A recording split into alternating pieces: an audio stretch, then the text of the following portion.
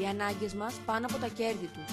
Διήμερο Φεστιβάλ Αριστερής Ενότητας, 28-29 Μαρτίου στα Προκάτ, στο Πολυτεχνείο Ξάνθης.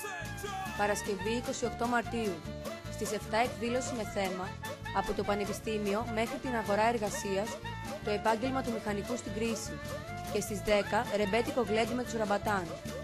Σάββατο 29 Μαρτίου, στις 7 προβολή της ταινίας «Στα σύνορα του κόσμου» και στις 10 συναυλία με τους Κάρι Φέις και τον Παύλο Παυλίδη and the B-Movies.